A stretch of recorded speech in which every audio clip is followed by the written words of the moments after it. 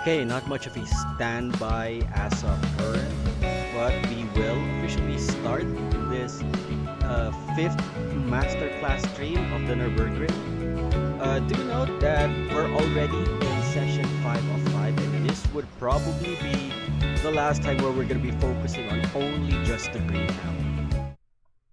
So, wait, let me just field in the Racing Master, the Dova Syndrome music once again. So I got audio disabled as per usual, so that will not be overwhelmed too much with the orchestric music that is the Nurburgring soundtrack. But to give a recap to those who have not watched the previous streams, the first lesson that we had was in sports class, where we also focused on the banner car, which was the Maserati MC20 Cielo, where we did the cloudy version of the Nurburgring, pretty much doing it section by section and then ending it with a full lap, followed by a sports class community challenge. Oh, hello, Duta Bahari. If you're talking about the community challenge later, if you've seen the previous post, you can do so by just simply uploading your entry. But fortunately for tonight's stream, by just merely participating later after we do the workshop, we're going to be having a community race. All you have to do is just simply join in on the lobby and participate. And anybody who participates in tonight's stream automatically joins on the list to get a chance to win 500 diamonds. I have coordinated with the Racing Master devs here, and we would be selecting 2 lucky SEA players to take home the 500 diamonds. So stick around later. So it would happen after we tackle grip running in the Nurburgring North Loop. When we're done with that session, we are gonna jump into the community challenges. It will be 3 races. You can participate on any segment, on any round, be it sports, standard, or extreme. So that's what's going to happen later. How do I get the night home screen in-game? It's simply because I splurged on the Initial D banner during the Initial D event, the crossover event. So I managed to top up and spend premium gems to up to around 12,000. And that's how I was able to take home the Fujiwara Tofu Shop at night backdrop. At least this way, I will not always be greeted by a mariachi band. And in case you're wondering, it's because of the World Cup, which is why we all get greeted by the mariachi band. Speaking of the World Cup, unfortunately for majority of us who voted for France to win, France lost. So our third place winner for the World Cup is England. Now, if you have not voted yet, it's a very tight voting schedule between Spain and Argentina. Spain seems to be the leading team in terms of both rankings and popularity, but Argentina is just as strong. It's always these 4 countries in the World Cup that actually been fighting for the top post. Speaking of the guest coin rewards, if you are playing and hoping to get the next banner cars, which is the Zenvo TSRS, the Bugatti Veyron Supersport, or the Subaru BRZ STI, do not do what I did. And what you do is, until the next update, which happens on Friday, Pacific Standard Time, of this coming Friday, that is the only time you should redeem your free ticket pulls to increase your chances in getting the TSRS, the Veyron, or the STI BRZ. I pulled mine early because I really was gunning for the MC20 Cielo and the Koenigsegg Jesko. So if you did not pull for this season and you have not traded your guest coins yet, hold on to those at least until Friday morning. Once Friday morning kicks in and you got the new half-season update, claim all these. You got like around, these are, I believe, these are 5. And this one is like 25. So that's the time you should claim them. So I actually learned my lessons. If we go here on the events, on my login rewards, I still have a 110 pull. And I have another 10 pull coming in. So I'm saving those for the next banner. Also under the themed events, if you are gunning for next season, do not, for the next banner, do not claim these ticket pulls that you're gaining from the K-Speeds energy event. So just a note, that way you can maximize your funds and, you know, preserve most of your diamonds for just in case the free pulls do not help. Do note, free pulls expire before the update, so do not claim them now. If you claim them now, you have no choice but to pull for the Jesko, the Supra, or the MC20. What do I think about RX-7 grip? I honestly have not tried that yet. Because today, our main focus is that because of the recent announcement that the sponsored manufacturer for the upcoming Racing Master Legendary Cup is Hyundai, we will be fielding in the following vehicles. For standard class, we will have the Hyundai Elantra. For sports class, we will be fielding in the Hyundai Veloster alongside the Jaguar F-Type Project 7. And for extreme, unfortunately, because there is no Hyundai there other than the Envision 76, which I did not pull for, I'll be going in with the CLK GTR.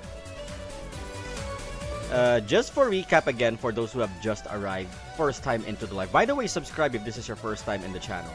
Lesson 1, we did the North Loop with the Maserati MC20 by segment, then the full course, and then the Community Challenge Championship for the sports class. Followed by day 2, we had it done on the Nordschleife, the sunny version, in the Koenigsegg Jesko, again by segment, and then full lap, and then the Community Challenge. Then the third stream, we jumped into the JP server because I have my A80 Supra there. We did some runs again on the cloudy version with the A80 Supra. And then we hosted the Community Challenge for the championship for the standard class. Then yesterday, which was stream number 4, we focused on grip driving in the Nordschleife, the sunny version, followed by the Hall of Fame tournament between our champions of the previous 3 streams, specifically Endear, Ismi, Trust and Leon the Drift Pro, and though originally meant to be Yui Gao Hoshi, we decided due to internet disconnection issues, it was relegated to the first runner-up, which was Kearu.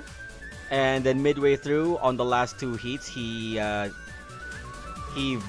vouched to leave due to his device. So the second runner-up, Uehara Aichan, came in and pretty much participated in the last 2. With the winner, overall winner of our Green Hell Hall of Fame tournament is Tristan Leong the Drift Pro. So later, it's not a tournament, but rather an exhibition. But anybody who participates in the community race later after the workshop gets a chance to win 500 diamonds, courtesy of the Racing Master devs themselves. I'm in coordination with them. All you have to do is just participate later once I've opened the lobby. But for now, we are going to be starting the workshop on grip driving in the Nurburgring North Loop, the cloudy version. Some call it track limitations. I call it grass penalties. Both are equally valid terms. So the last time we've done this, I did it with the 34 with a 6:35 time, ECU 5, and I've done it again in the Mazda RX-7 Initial D Edition with 6 minutes 11 top 2 server. But we will not be hitting the same times as these two, for the sole reason we would be sticking with the Hyundai Elantra, and we're gonna be jumping straight to a full map run. So last time on the sunny version, we've done it with the BMW M2 Coupe 2023, which is a very good grip vehicle However, with consistent testing this morning, I don't think the M2 is up to the task of running the North Loop in a very aggressive fashion, even at ECU 5. Sole reason being this thing, whenever it hits the grass, suffers from severe unnecessary oversteer. However, there's one I have not tested which we are going to be using for this session, and it's also because of the announcement of the Legendary Cup, the 2026 Legendary Cup. It would be with the Hyundai Elantra N. Originally meant to be an exclusive car to the Korean server, and then suddenly it just keeps popping and popping left and right to other servers, with JP server being the last to receive the Hyundais. Due to Bahari, it is said that there will be a Bugatti Veyron. Is that true? Yes, it will be coming on this season's half season update, which would be happening on Friday morning of this coming week.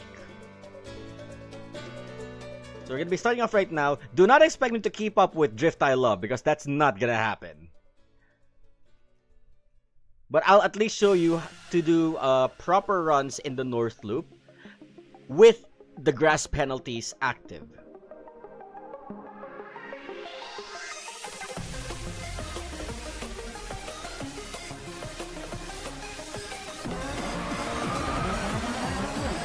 So, sorry for the false start earlier. I forgot to enable my Racing Master language. I mean audio. But now it's up.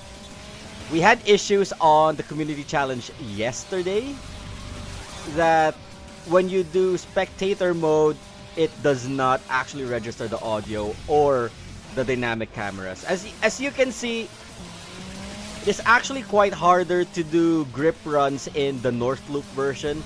If you were doing a drift race with the Elantra, for example, if we do it like this, it's much easier to control.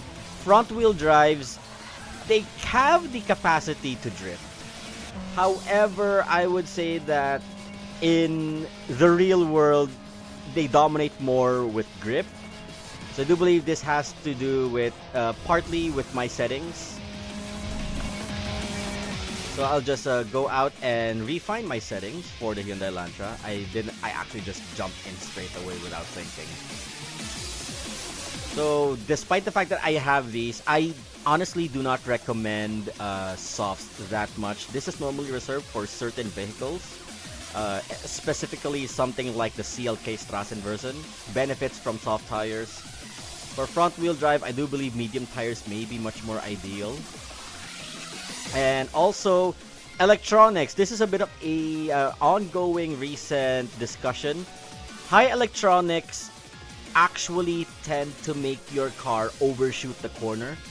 This is more beneficial to vehicles with a heavy front, such as the Bugattis, the Audi R7, the GTR 35, and the GTR 34, of course, and other heavyweight all-wheel drives.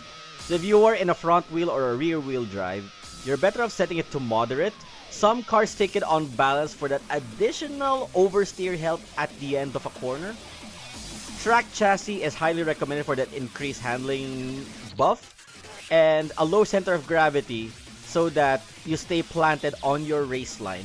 Because if you go with high, you get the increased handling, but you will also get increased understeer, and balance is a bit on the median of both. So again, we will not be able to beat Drift I Love's server world record here, because our main focus here is to see if we can be able to tame the Elantra around the green hell properly. So this is an ECU 0, by the way, so there will be a lot of speed loss happening, and we're gonna be hella slow compared to that white ECU 5 RX-7. So there will be some overshoots just like that. The weight transfer would really be one of the things that you should look out for when you're dealing with certain vehicles, especially the likes of the Elantra in this case.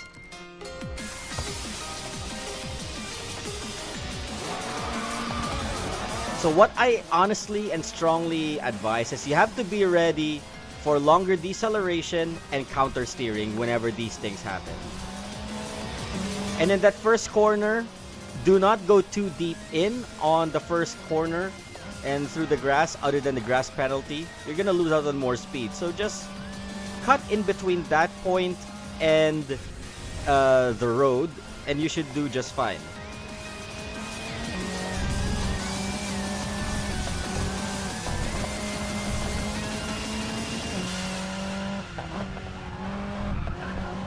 So the Elantra being a front-wheel drive, originally when I was reviewing this for my Why You Should series, the Elantra's next by the way, the Elantra as a front-wheel drive obviously meant you are going to grip this thing. But I found out the hard way that it actually performs much better if you drift it a little bit.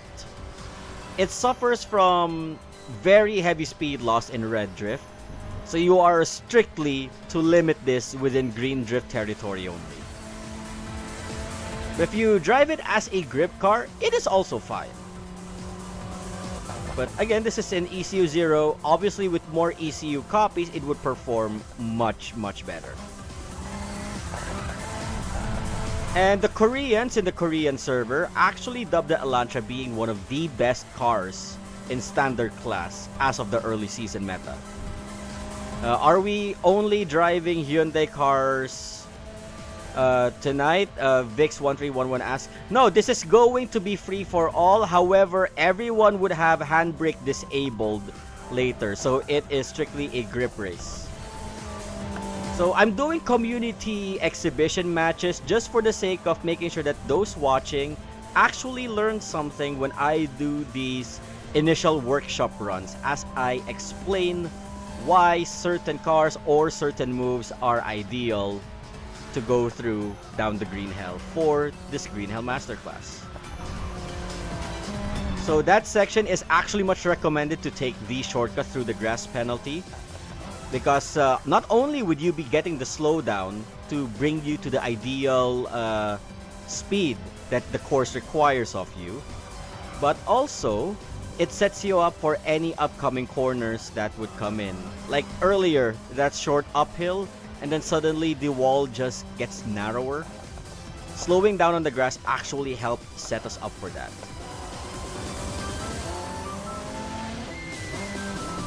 Okay, also be careful when you have your wheels on the grass, because normally there's like some sort of magnetic force that pulls you into the grass. So you really have to keep your toes in, especially on your steering whenever you're trying to cut through. And especially when you're in a straight road. Watch. See, it's grabbing me and pulling me into the grass unwillingly. I only had a pair of my tires in, and it just keeps pushing me into the grass. You do not want that. You only stay for a short, brief moment in the grass, either just to do a shortcut or just to maximize your road width.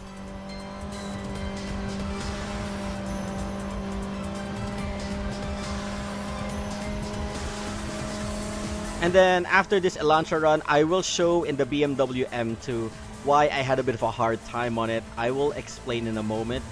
I do believe I did cover it as well in my Why You Should BMW M2 episode, where it suffers from instability when going through grassy and or sandy patches.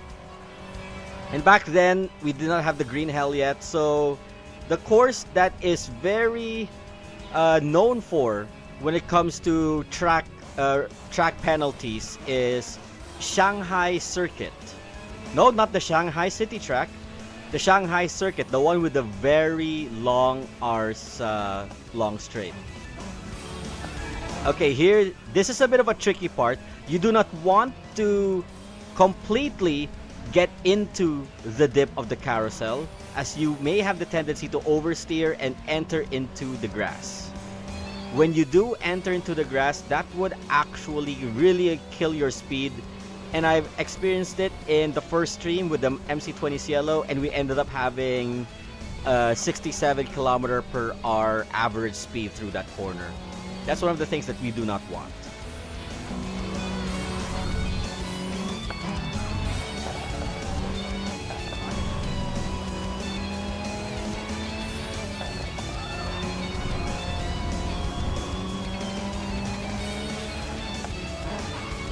Okay, here you have the option, go through the grass as a shortcut, or just hold your line while on the road.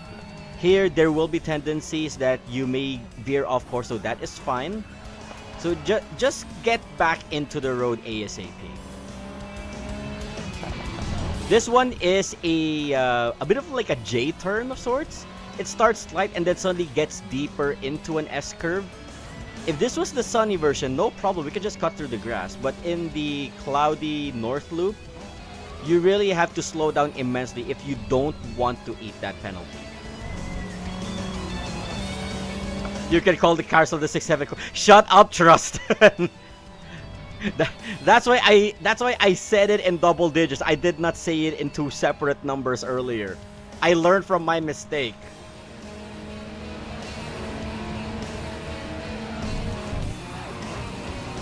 Okay, so the Elantra may not be the best grip car, but especially if you start out in the Korean server, and the Elantra is one of your very first cars, it is a good benchmark to practice grip driving if, say, cars such as the Aston Martin DB5 did not suit your fancy.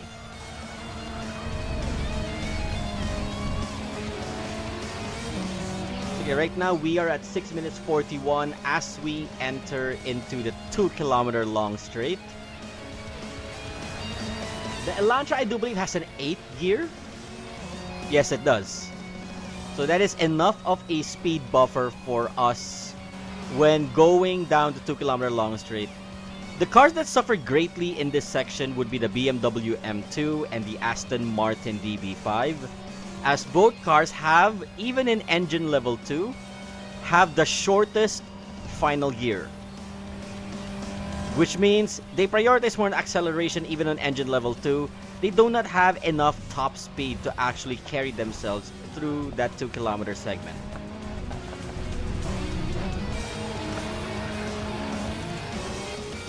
Okay, and we clock in with under a 7 minutes 30, 7:29.969 with the Hyundai Elantra.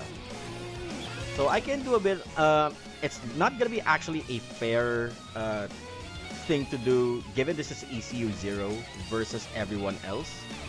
But if we have another ECU 0 vehicle, maybe we could do set comparison. One of the good candidates here, I would say, for grip driving, the Lotus Emira is actually quite good. When judging a car initially by just the stat wheel, what you would like to have, let's go to the M2 as a good example.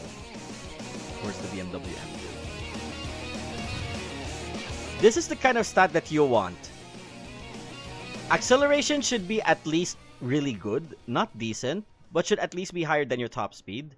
Steering is your top priority. It should have a really high steering stat to make sure that it is viable for grip driving. And this is beneficial, a small angle drift value that is higher than its large angle drift value. So other cars that can possibly do it, it can be the inverse, such as the GTR 34 can be gripped. I can at least say that much. I think the Collab Initial D Trueno can. The Porsche 911 is definitely a good grip car. This was the de facto meta grip car, the Aston Martin DB5 Vantage, for the same reasons as mentioned. Surprisingly enough, the FD being equal on all three, almost equal, even at ECU 2, actually favors more drift than grip, mainly because of its prime passive.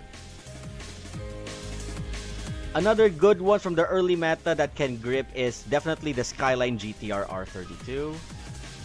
Among permanents, I don't think there is any good permanent car that can drift. Oh, no. The Camaro Z28 can do decent gripping.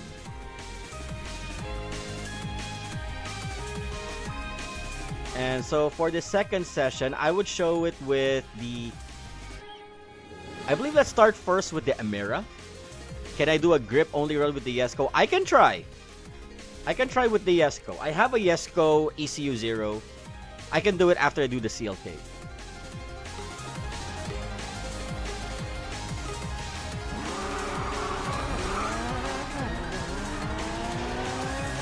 So off the line, the Emira may not be just as remarkable, but when you enter to the corners, it actually gains better corner in than the likes of the Elantra earlier.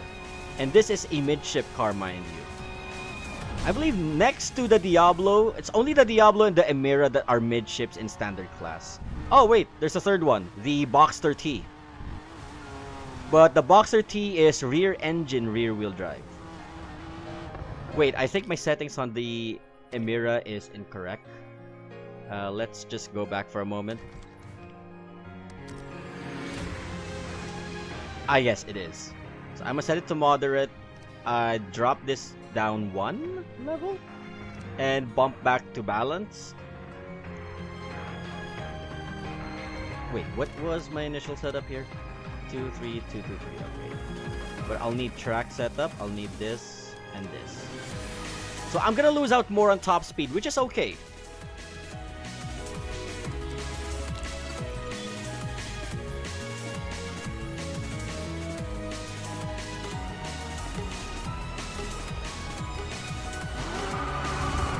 The electronics earlier was set to medium. That's why I kind of oversteered a bit. So you really want it on balance. So this one is much ideal. You only have enough of an oversteer because of the grass penalty, not because of your electricity setup.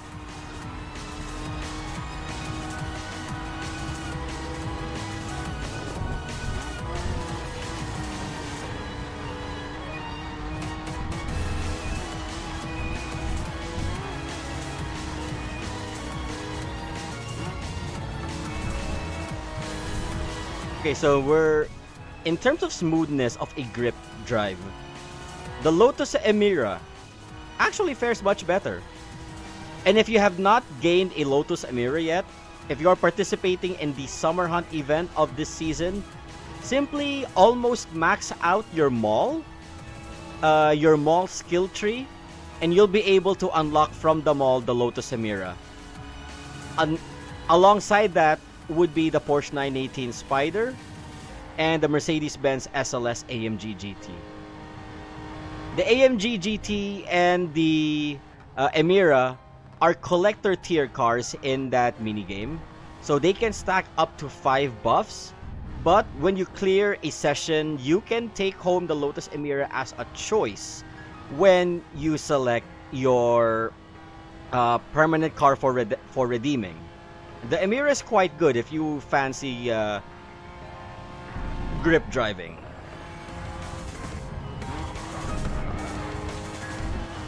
So this shortcut, what I'm taking right now, is quite mandatory. So yes, I am eating a lot on the grass penalty, but if you're in higher ECU, that is almost negligible or negligible.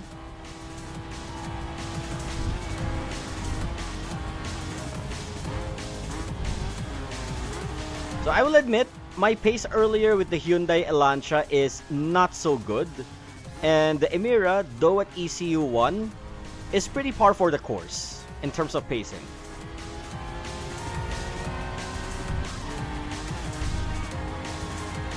As much as I want to showcase it with the M2 later, I can try if we have a bit of some time to do one more run. But I highly would not recommend it. Be careful when getting too deep in on that low speed section on section 2. High chances are if you're very close to the inner wall, you can be stopped in your tracks.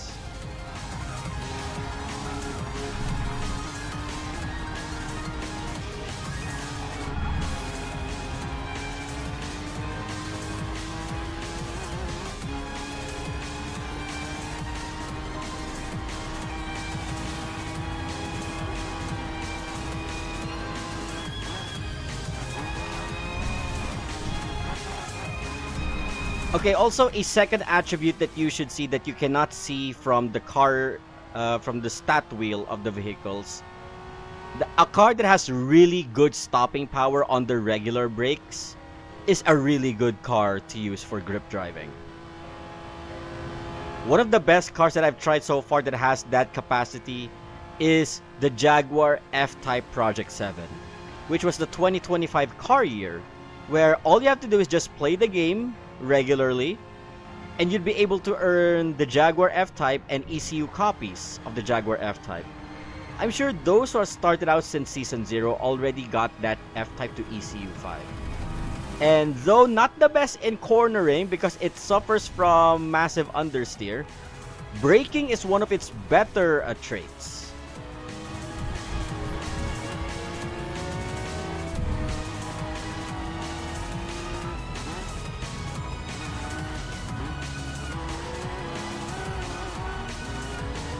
So I tried going down into the carousel, and there will be tendencies that you would be jumping off outside due to both understeer and the sudden change of angle on the road.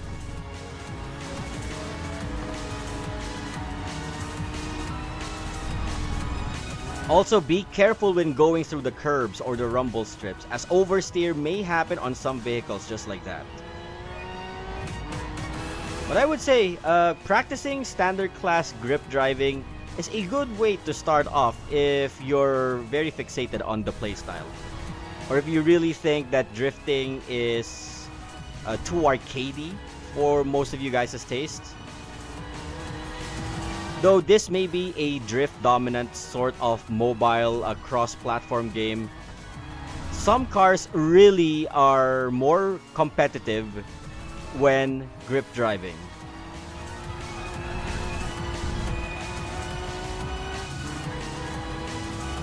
So apologies for the bumps earlier on this run. So you can clearly see that I am not too accustomed with gripping the Emira. Trivia though, did you know that the Emira once had poor stats at launch and it got patched within the same week?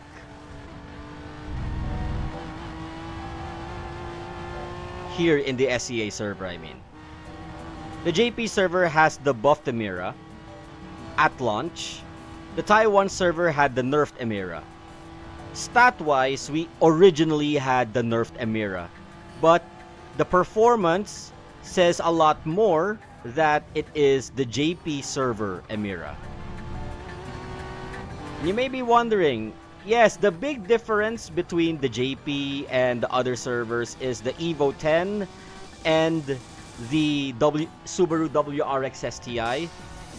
They had a rarity change from the JP server versus the rest of the servers. And that's probably more of like a licensing clause because this is in Japan, the server. So they want Mitsubishi and Subaru, two flagship dealers from Japan, to be treated properly. Hence, Japan is the only one with a legendary rarity Evo 10 that surprisingly performs like an Alfa Romeo 4C with a bit of some understeer from the Audi RS7. And the Subaru WRX STI is like a light version of the Audi RS7. Is the Citroen Zara bad at grip? Given its rally heritage, it shouldn't be bad. But the Zara has a unique cornering trait where you got to be on a certain drift angle near the red or on the red to be able to proc in the additional traction while you are going through the corner. Now that is during drifting. Gripping, I would say it does good in braking, but I would say handling wise as a grip car, it's not much. It benefits more from drift. Like almost all cars can be gripped unless you are a Bugatti. If you are a Bugatti, oh wait, why am I in standard? We're gonna be moving now to sports. The Bugattis cannot be, like it can be drift, but it's gonna be taking you so long to just slow down, even if the brakes are good. It's because the handling is so poor because of its overall curb body weight. There, I did a run with the Hyundai Veloster, although not as remarkable as say the Jaguar and the MC20. But I think the Jaguar is very potent and competent. People eat flack on the Jaguar F-Type just because of its performance index being too low at 861. And its acceleration being not as great. I did say acceleration should be a good attribute, but the reason I recommend the F-Type to be a grip car is, again, earlier because of its really strong braking. So this is my setup.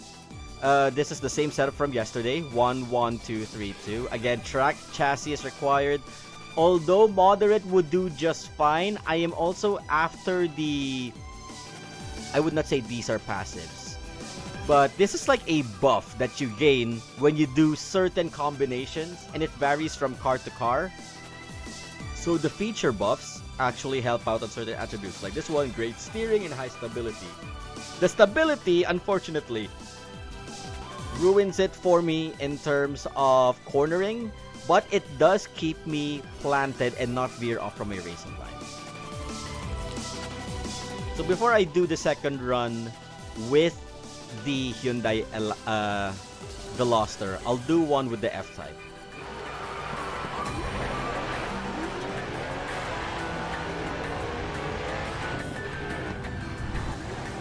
So here I'm actually up against a Koenigsegg CCX that is gonna be doing a proper drift run.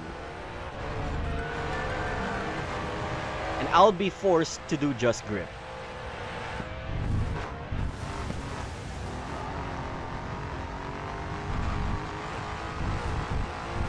So if you have high ECU, you can bravely cut through some sections of the course of the North Loop and take in that penalty.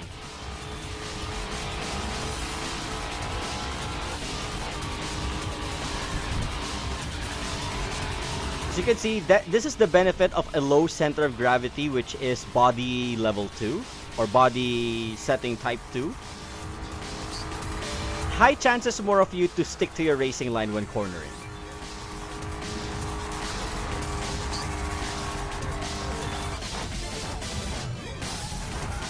As you can see, from a gear 8, we've now shot down to gear 3 in an instant. Again, one of the better attributes of the F-Type Project 7, which makes it a good car for grip driving.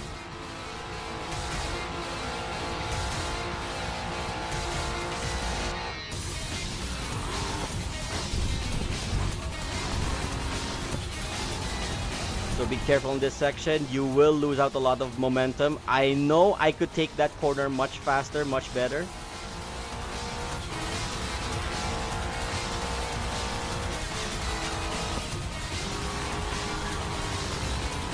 So here, use the grass penalty as a means of slowing down when grip driving. Be careful on the other section. I will redo this run. Be careful on the switchback on that corner, as I had a balance setup on my electronics, so that would definitely grant me some oversteer.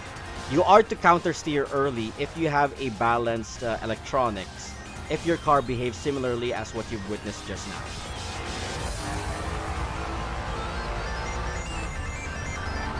Slowdowns are much more, decelerations are much more required in the F-Type than most grip cars.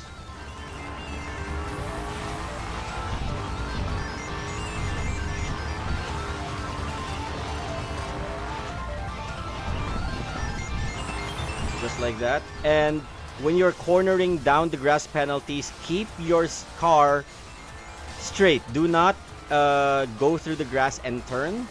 Sometimes the oversteer happens. And if you decide to do such, which is grass and turn, you're better off be ready to counter steer.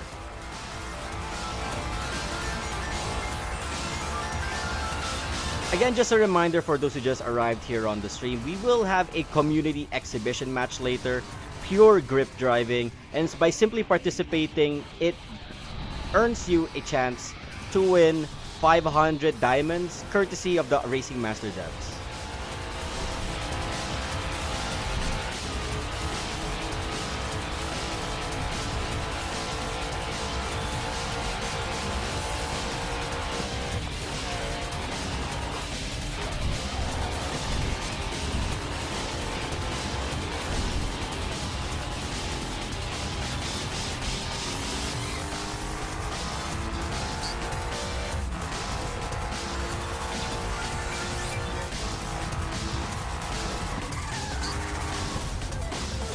Okay, hopefully we could tackle it much better here. A bit of some wall tapping on the inside, but we did not proc the oversteer, which is fine. We tapped a bit on the outer wall there, but I know we could have had a better line through that corner. Slow down a bit here. That is a blind corner, may force you to do a hard brake. Don't. But here, you must.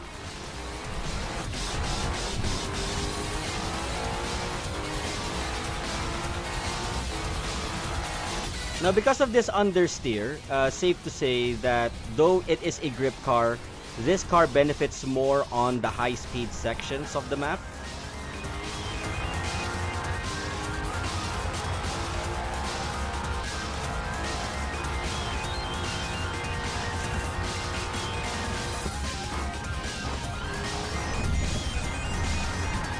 That's one section where the center of gravity actually shows its benefits.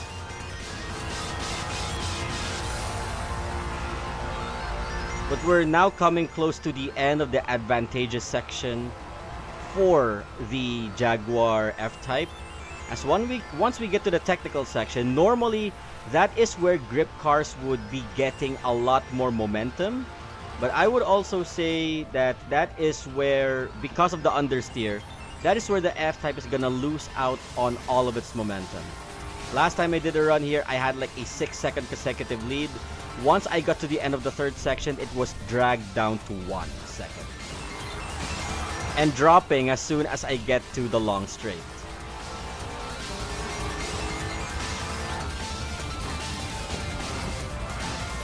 Okay, from here, you are to cut through the midpoint between the dipping section and of the lowest point and the flat higher point of that corner. You can use it as a means like a gutter. And I do believe it's only because of the understeer of the F-Type why it is possible with the F-Type. Some cars may tend to oversteer, some cars may tend to understeer through that. Same case can be said if you are drifting through that part of the carousel.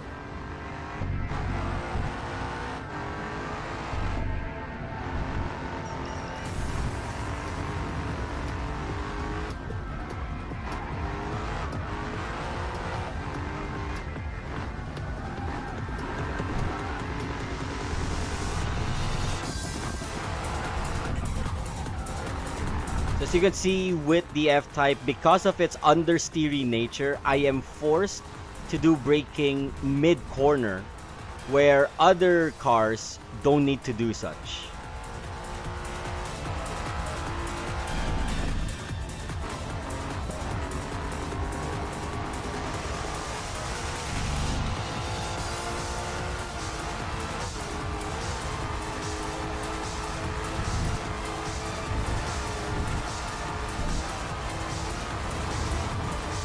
This last corner here, you must decelerate and brake at the drift marker. The final carousel.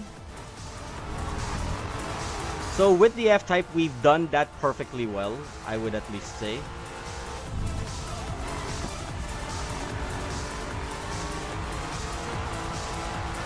But the gap between me accelerating through the corner and just after braking is a little bigger with the F-Type. Again, you need to get enough traction in without losing too much speed if you want to maximize the F-Type Project 7 as a grip car.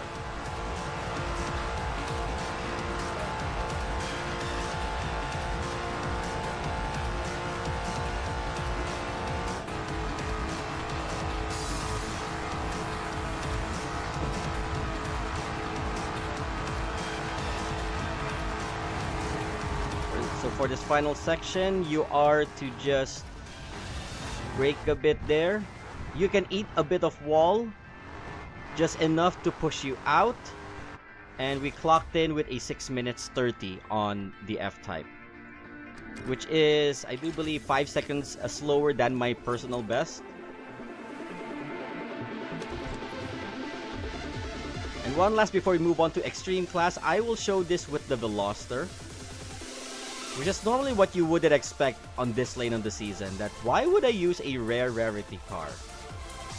Outside of the fact that it is the strongest rare rarity vehicle, surprisingly, it can match up to an ECU 0 BMW E92. But on the first section is where this Veloster blew me away.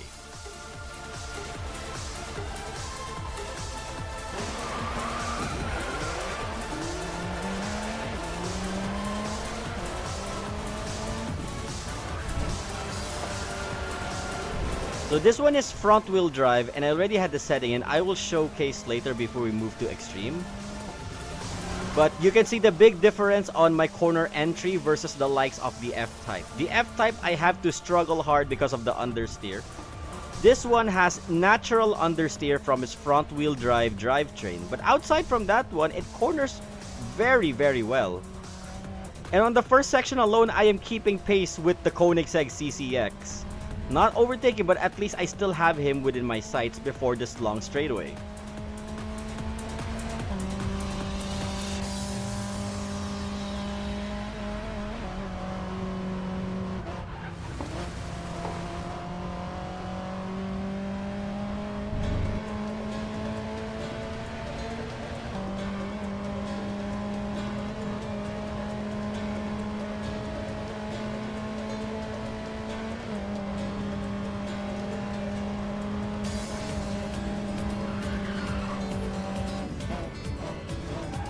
Also, if you've noticed, the Veloster has really, really good braking power.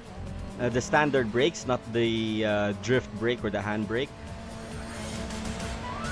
So, among rare rarity class cars, Veloster's pretty good. Definitely the strongest in sports class for a rare class rarity. If you can just tame through its front wheel drive understeer, you would have no problem maining the Veloster. And hello, Miao Chirenge. Welcome back, aka Uehara Aichan.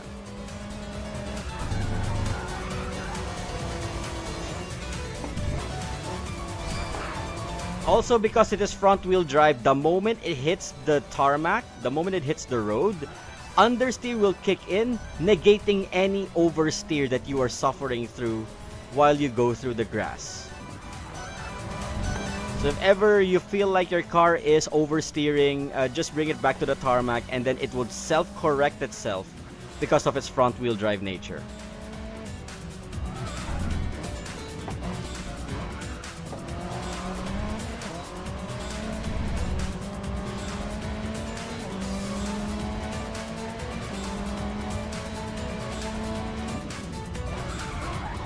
Oh, but be careful you're not to overshoot the corner or brake while cornering, like that corner right there, as not only would you be losing out on braking power as mentioned in the previous live stream, but also that's a double whammy. You get understeer and longer braking distance.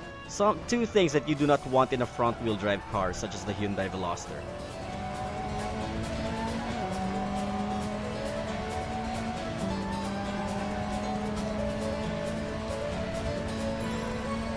Also trivia, did you know that rare rarity cars do not suffer as much acceleration cap penalties compared to legendary cars?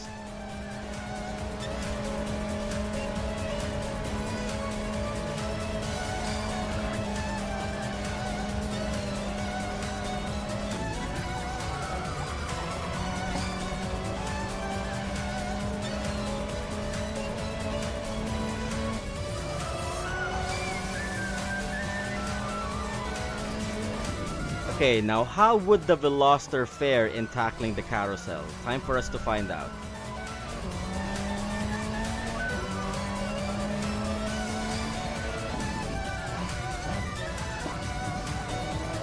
So that is a bit of what we call an out-out-in approach, where we stick as close as possible before the dip and then let its natural oversteer kick in because of my electronic setup. So I overshot the corner a little bit there, but with some practice, you'll be able to balance through down that carousel. So this technical section, I do believe this can perform much better than the F-Type. For obvious reasons, as I am already oversteering on most, where I'm not supposed to.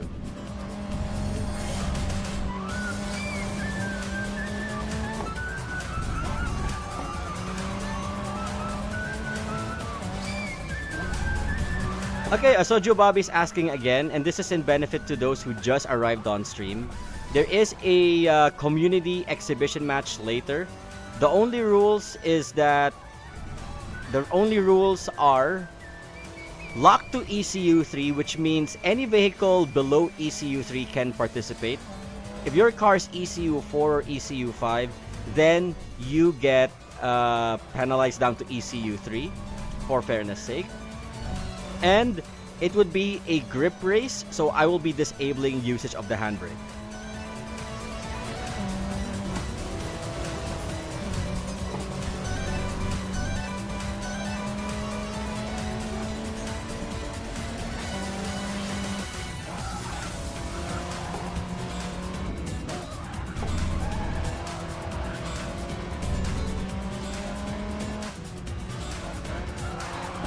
Okay, that was a perfectly executed carousel corner coming out of the Veloster.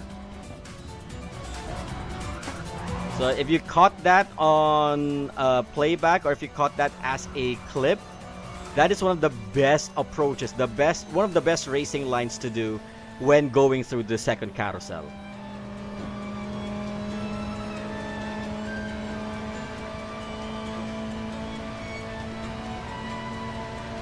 Also, if you've noticed on my comment on the stream yesterday, I've already opened doors to a community challenge where if you are not on the stream right now and you plan to do it like before August 1st, then just simply send in your entries via YouTube or TikTok, copy paste the link, join the server, and share your time. But if you are going to be joining the community exhibition match later, you don't need to do that.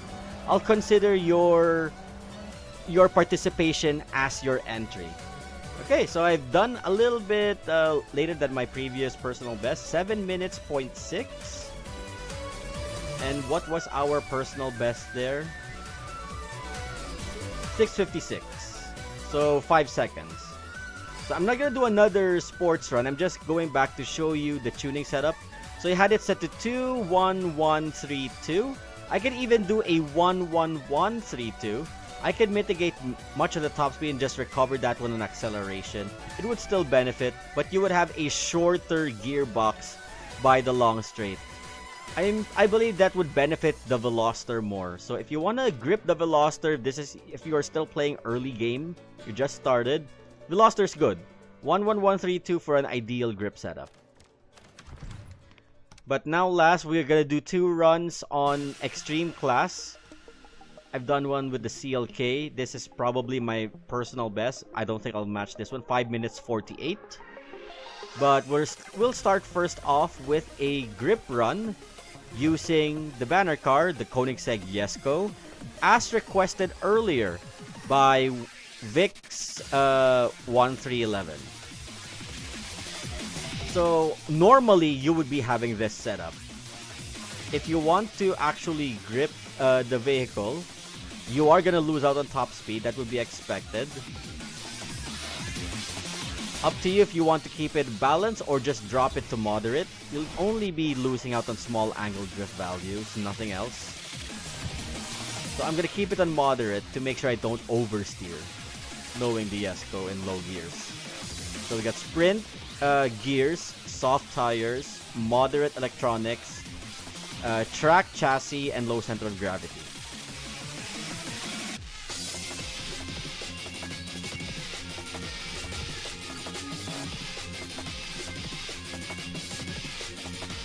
And this is, mind you, my first time doing a grip run with the Jesko.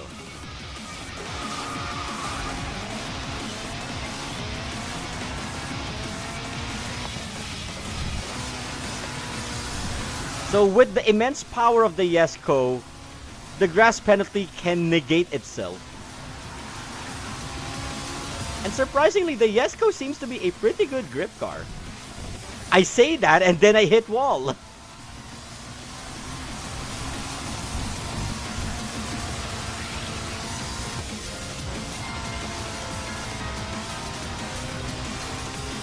I'd be damned if the Jesko grip manages to outperform my CLK at this rate.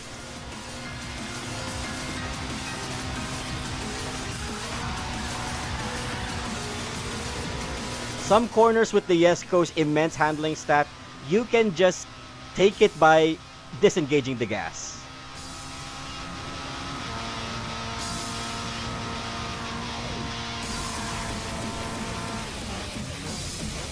And it has absurdly good normal brakes.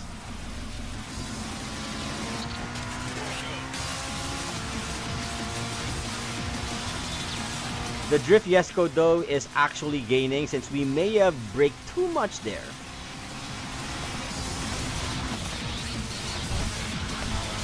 Keep it straight. We don't need to worry about overshooting or oversteering because we did set our electricity to 0, to level 1.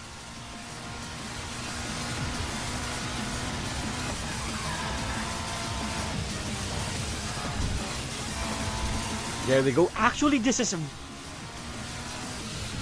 I'm stunned. I'm honestly stunned. Not only because this is like the newest car of the season, so the power creep is real, but the grip capacity of the Jesko though, even with wall hits,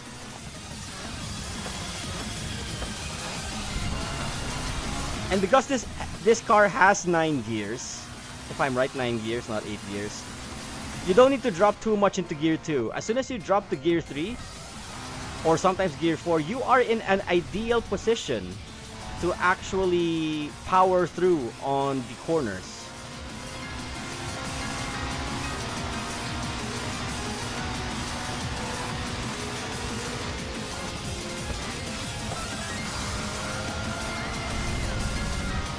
Bit of a tap, we're not meant to be. You know what? Let's actually try to beat the run. Let's actually try to beat this orange Jesko with a grip run.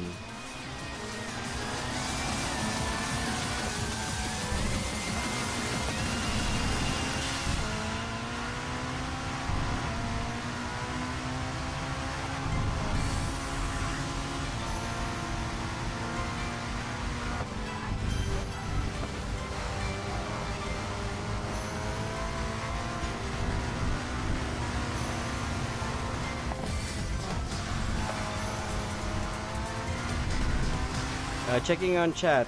Jesko grip can use 32232. Tried it before and yup, it has great grip. Yeah, I actually agree. Ooh, nearly hit the inner wall there.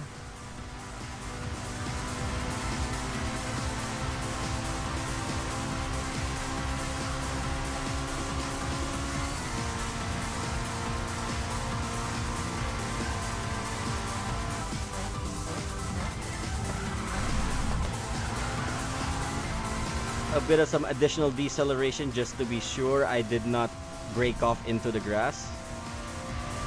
But it's still helping us. Though did not help much on our gap.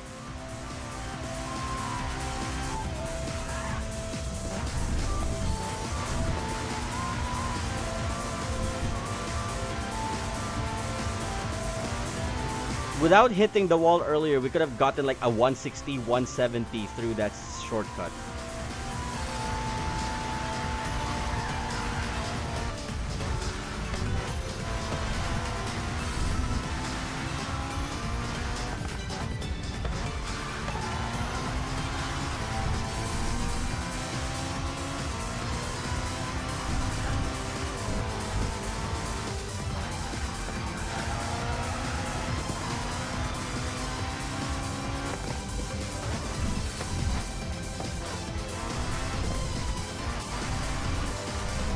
Nearly ate the inner wall when I should not have.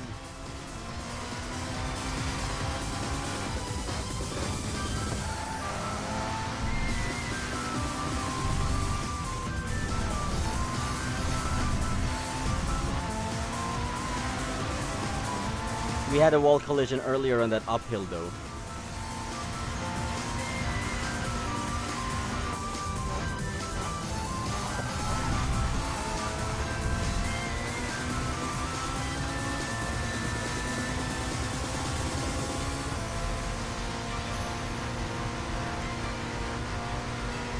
So now the roles are reversed between me and the Jesko in front. First two sections we were consistently ahead. Now the roles are reversed.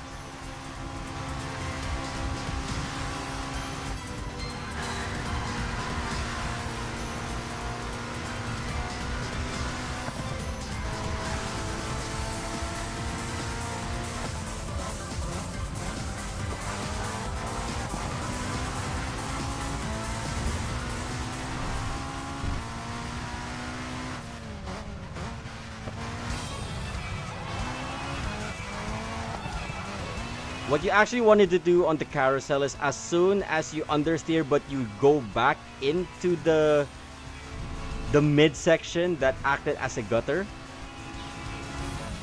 that's the only time you should engage the gas.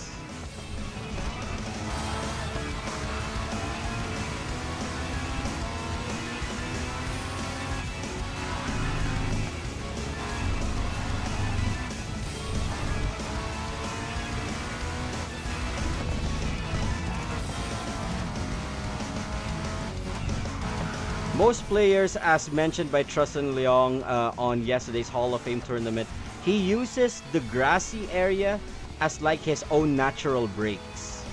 That way he can just full send through most of the corners. But as soon as he faces a straight section, he gets out of the grassy section.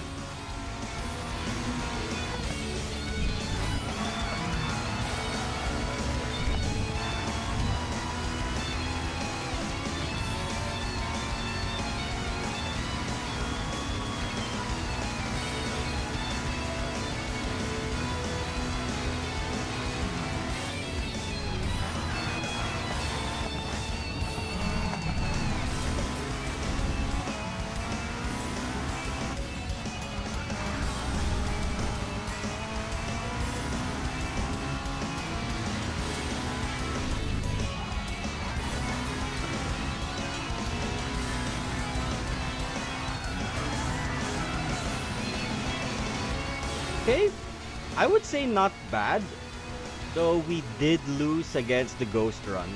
But I would say the capacity of the Jesko gripping is really great. So if you pull for the Jesko and you want to experiment with both grip driving and drift driving, the Jesko is one of the good cars to pick.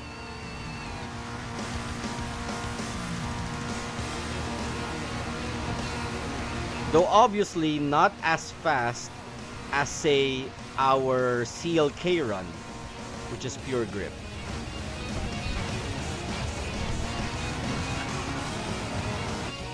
With a 5 minutes 54.012 as our record time, I would say not bad. Not bad though 8 seconds behind my CLK race.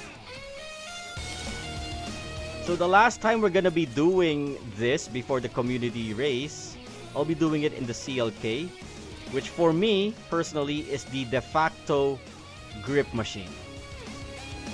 So this is my setup, 2-2-2-3-2. This is a standard grip setup. You can go 2-2-1-3-2. It makes very little difference.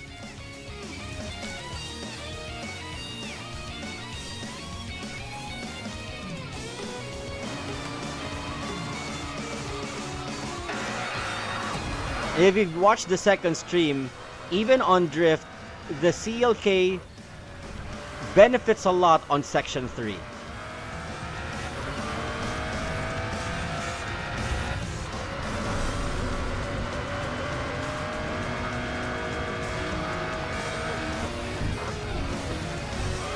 As you can see there, moderate electronics actually help us gain some oversteer into the grass, which is what we like, especially when we mess up on some corner entries. Honestly, the CLK with electronics level 2 gives you a wider margin for error.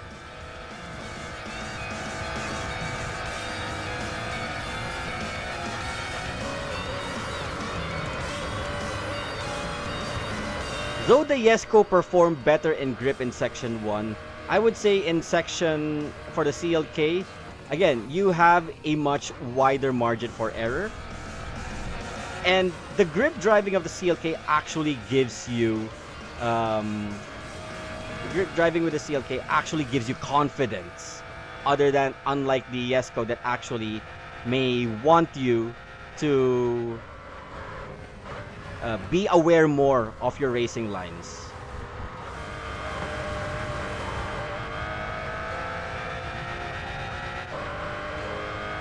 But you can see now that my gap is widening against the Jesko in Section 2. Then, like as per usual, use this as your brakes.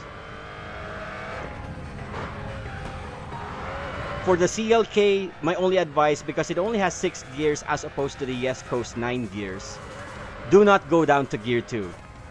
There will be moments that you may need to do so, but if you stuck on gear 3, you should still be good. This one's one of those exemptions. The corner is that tight, so you have no choice but to go down to gear 2. But if you manage to go through it in gear 3, even better. Oops, my rear just magnetized into the wall there, so that may be putting me at a disadvantage against the Jesko, which is already at a second and a half behind me.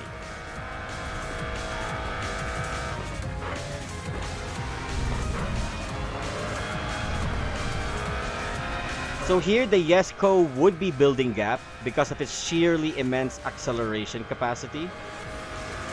Meanwhile, the CLK would only be gaining as soon as it hits like 260, which is beyond the acceleration cap.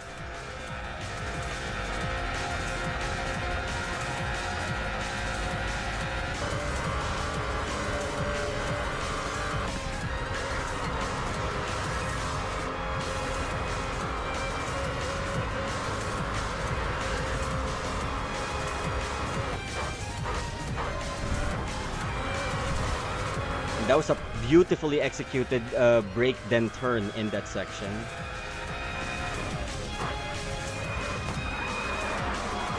Yeah, this is the part with the CLK that you should be worried about, the carousel. Because on the carousel, you may also have moments where you'll be forced into an unwanted drift. We do not like that. Nobody likes that. Especially if you're doing a straight grip run. But Section 3, I believe, is where we can capitalize. Because this would take, how we did with the Jesko, the CLK can do it better and faster.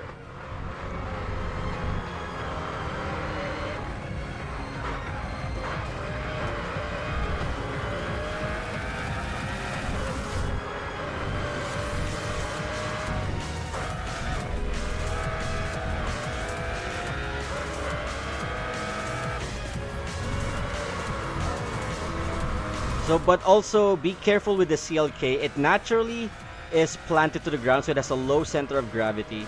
So when it goes through some curves, it may tend to fly off.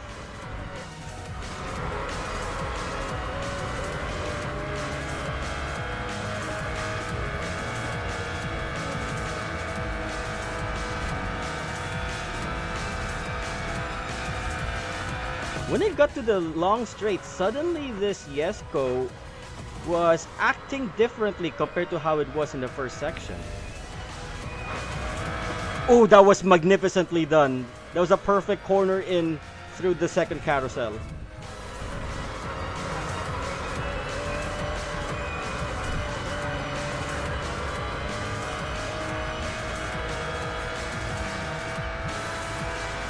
I believe we can, what's the plan for the straightaway? If you are in a battle, it doesn't matter what car you're using. If you're in the 2 kilometer straightway, you should be second place with at least 1 to 2 seconds maximum behind the first placer. Because what you want to chase after is not the lead, but rather the slipstream and top speed gain.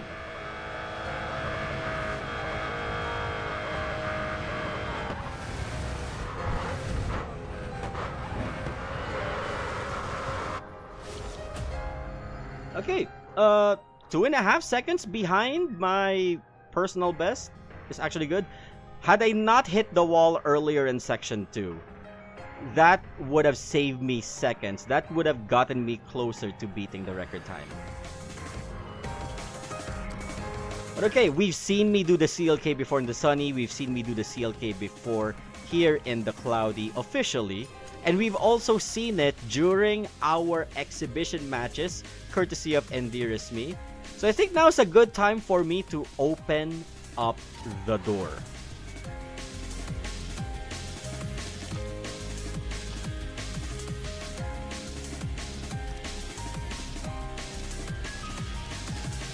Okay, password is simply 123456 for those who want to join in. Again, if you are going to be participating, you automatically qualify into the list of people who could possibly earn some, how can I say this? Some 500 gems courtesy of the Racing Master developers. I'll be forwarding the lucky 2 participants to do so. So we're gonna lock ourselves to standard class for now. ECU 3 is the maximum, but we're gonna do maximum tuning. And here we will do full ghosting for the benefit of everyone. Disable ghosting or collisions on is only reserved for high competition, as what we've done yesterday. Also, handbrake will be disabled. Yep, there you go. System, handbrake is off for this race. So even the menu would dictate it. If you join in, even those sections would let you know. Hutao E80, can I join? Of course you can. If you have Racing Master SCA, please do join. So I'm actually document the players who are gonna be joining, because I would be adding their names in for the raffle. So this upcoming reward is a raffle, and it would be delivered in a later time, but as well as who's going to be the announced winners. So I'm seeing some familiar faces here. North Flight, 83 Thermal, Mafio Asahina. They have participated in previous events. Hu Tao is a new one to join in. I'm actually add you as well. And we got player 715. So we got 2 more slots available before we officially begin. Again, the rules are as follows. ECU 3 lock, so if your car is below ECU 3, you can participate. If you're ECU 4 or 5, you will be nerfed down to ECU 3.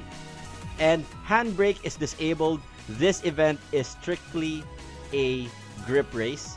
No car limitations. If you want to try it out with Prime Legendaries or MasterClass cars like the Initial D R32, go on ahead.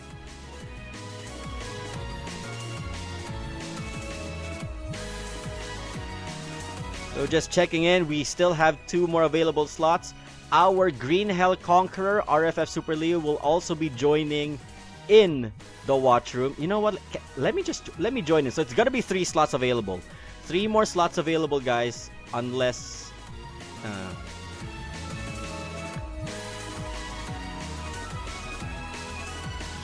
if there are people that you want to poll in, go on ahead. Let me just double check here while waiting in.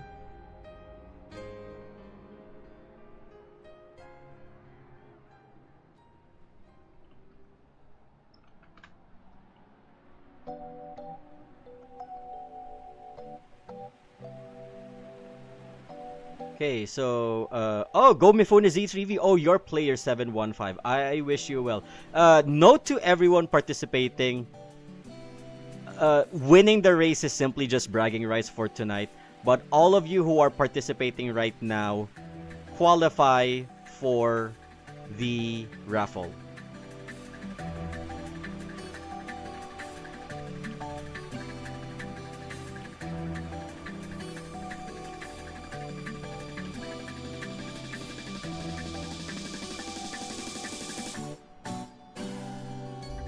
Okay, so almost everybody who is on this live is actually in. Vix1311, aka 83 Thermal, is in here. Mafia Asahina, we've seen him participate in the Extreme Class Tournament. Northflight is a regular who participated in all 3 class heats. Player 715 is Gomifun Z3V on chat. And one of the newcomers on our live stream is Hu Tao.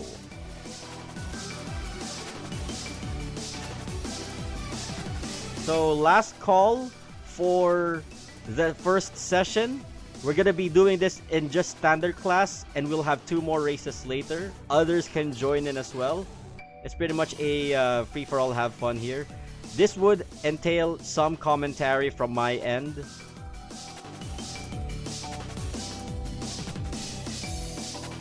Alright, looks like we may have a special guest participant.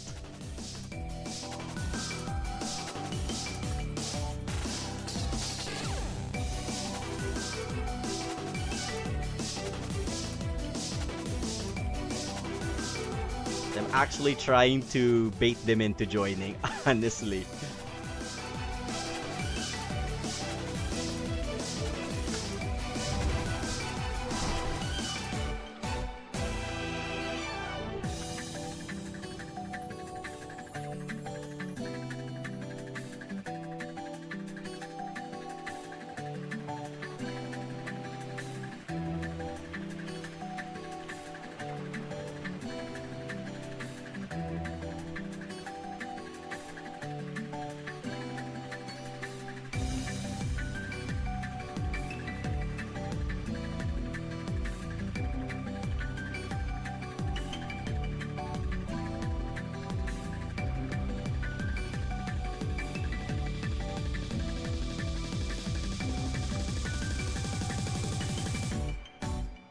Okay, calling in once, calling in twice. Trustin, should we name drop the special guest? I'm trying to pull her in. Yes, it's a her.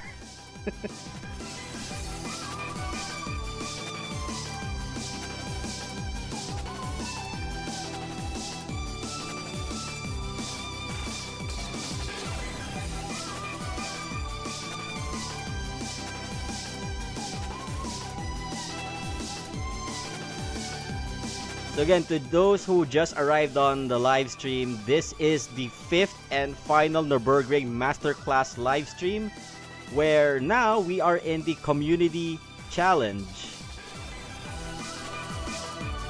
The Community Challenge is simply seeing to those who have watched the live stream and actually have Racing Master SCA in their devices or in their PCs.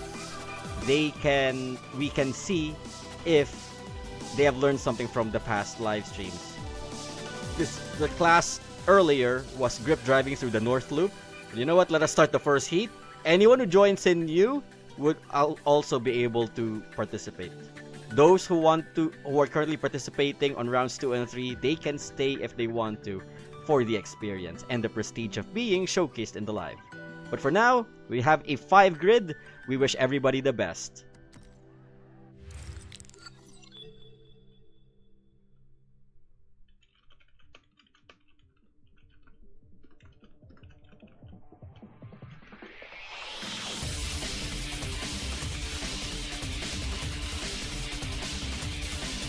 So almost everybody's in an Initial D Edition car, 3 RX-7 Initial D Editions, 1 86 Initial D Edition, and an M2 Coupe.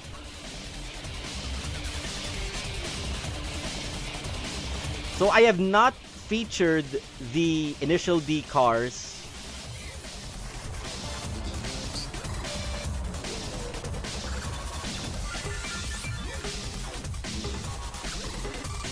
So the one leading on the podium now is Northflight. Again, we also disabled collisions here. So this should be interesting. Though collisions are off, it would also mean that Slipstream is enabled. So 83 Thermal is falling behind in the 86 Initial D Edition, the Takumi Fujiwara spec with the AE101 racing engine. Northflight overshot their way through the first corner and oversteered. Player 715 with a bit of some oversteer as well. They're doing their initial shortcuts, but understeering, so it is going to be a steep learning curve. The initial D cars are normally known for absolutely good drifting capacity, but for gripping, I would say no. But apparently, Mafio Asahina begs to differ as they take the lead against Hu Tao in the grip-dominant BMW M2. Actually go for a much better chase cam, and it's actually buff up more the music because we're still experiencing the spectator bug. So it's down on top 2 between Mafio Asahina's RX-7 Initial D and Hu Tao in the BMW M2. Right behind them, 1 second behind, is the totally not Bugatti RX-7 Initial D edition. And then player 715 in another Initial DFD with the 86 of 83 Thermal chasing right behind.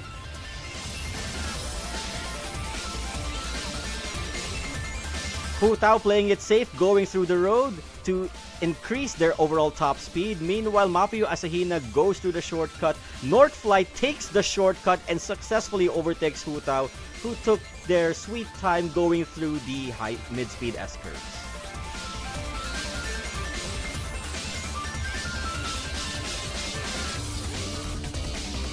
Northflight with a bit of understeer and overshoots and hits the outside wall, giving Hu Tao the second place back, chasing after Mafio Asahina, who seems to be able to master grip driving in a drift-happy RX-7 FD. The RX-7 FD and the initial D version and the AE86 initial D version are currently the top 2 strongest cars in the standard class meta, just recently superseded by the A80 Supra, which is the current banner car for this current season.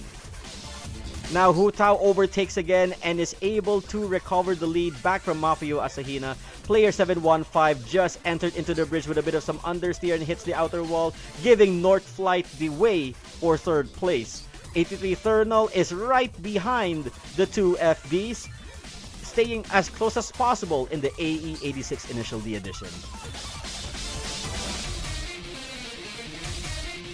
Going back here to the top 2, Mafio Asahina recovers the lead against Hu Tao. Hu Tao perfectly in the slipstream range, 1.2 seconds behind, and is actually losing out as the RX-7 Initial D edition is slowly pulling away, where it's garnering, what's the top speed? 260 kilometers per hour. Hu Tao just locked in at 250 with 9 seconds of a gap behind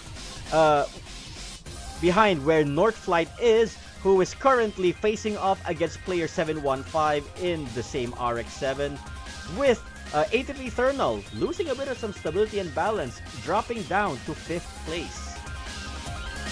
Entering now into the carousel, Hu Tao is reclosing the gap back from Mafio Asahina. They enter the carousel properly. Hu Tao gets the ideal line. Mafio Asahina understeers. Hu Tao is now back into the slipstream range, building the gap further from Northflight, who just entered the carousel, who understeered a bit, as well as player 715. 83 Thermal trying their best to chase in, negating the gap that was built earlier, but still not enough to get into the slipstream range of the FD by player 715. Hu Tao is now on the advantageous section for the BMW M2. All he needs to do is to get the proper rhythm, and then they'll be able to capitalize and overtake the lead. That full slot seat, I want to join. You can join on the sports class event, KRU909. You're more than welcome to join in. And now we see Hu Tao is already 0.3 seconds right behind Mafio Asahina, taking the course in a much higher top speed compared to Mafio Asahina, planning their overtake. Mafio Asahina goes to the grass and loses a lot of speed, and Hu Tao overtakes and gets first place. The ghost is off or on. Ghosting is enabled. 83 Thermal is now in third place, taking out Northflight and player 715. Both FDs are struggling in the third section. The A86 is back, but now North Flight is overtaking 83 Thermal, but 83 Thermal tries to overtake but fails to do so. Hu Tao, on the other hand, overshoots the speed and passes Mafio Asahina as they make their way to the final 3 corners of the Nordschleife. And I apologize for the camera. The back is having an interesting battle. Player 715 is far back in. 83 Thermal chasing after the slipstream of North Flight as they both cleanly clear out that section. Mafio Asahina is now in second place, but that may be a tactical position as the BMW M2 is known to have a lower top end speed in the last 2 kilometers straight, whereas the FD can capitalize on speed and power alone. North Flight is already securing third place. 83 Thermal nearly overtook. 83 Thermal overshoots that corner. Hu Tao now got passed by Mafio Asahina. Mafio Asahina doing a bit of some erratic swaying on the long straight, but is slowly building gap. Mafio Asahina is already securing their first place win. Hu Tao is secured conveniently in second place, only crippled by the top speed limit of the M2. North Flight, on the other hand, is already building much gap from 83 Thermal, who's doing their best to stay above 230 kilometers per hour, with player 715 hitting 300 right before the downhill section, but not enough to overtake the initial D86. But we may be seeing a comeback here. Player 715 goes into the slipstream, overtakes 83 Thermal, but hits the outer wall. 83 Thermal secures fourth place. And I ran out of breath. Hu Tao takes second place, and let's actually see the results. The results: Mafio Asahina first place with the RX-7 initial D edition. Hu Tao in second. North Flight in third. Player 715 with the dive bomb but fails to do so. 83 Thermal takes fourth place, and fifth place goes to player 715. So that was a good exhibition match. If there is anyone who wants to join in for the other 3 slots, you may do so right now. We are in round 2 of 3. Wait,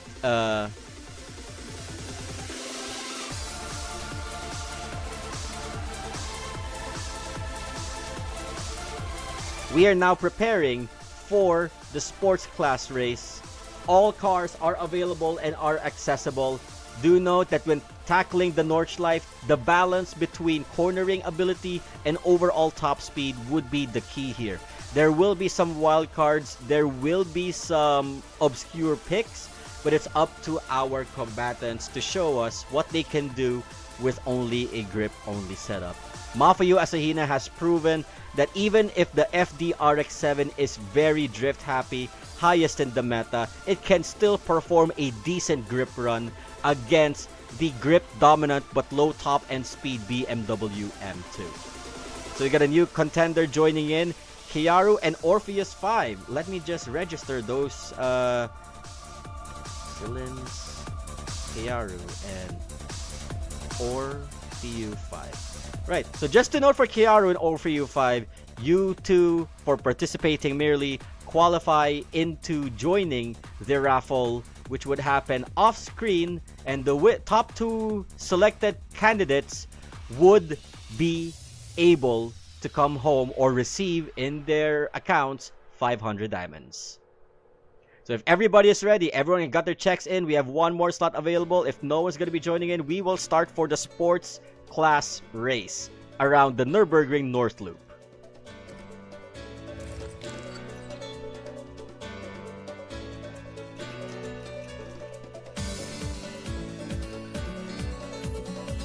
The combatants are still choosing their vehicles. We have an NSX R Initial D Edition. We have a Koenigsegg CCEX. We have a Reventon, a Murcielago, an F-Type Project 7. The ones left to pick are Kiaru and Orpheus. Kiaru comes in with a 911 Cabriolet, and Orpheus comes in with another Lamborghini Murcielago.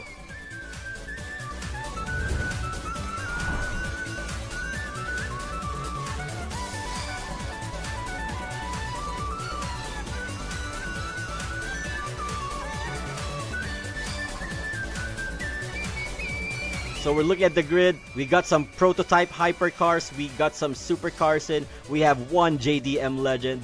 We have seen in the previous race that the NSXR can dominate as best as it could, even with the lack of slipstream power. And they're off. The two Lamborghini Murciélagos going ahead, followed by the Reventon.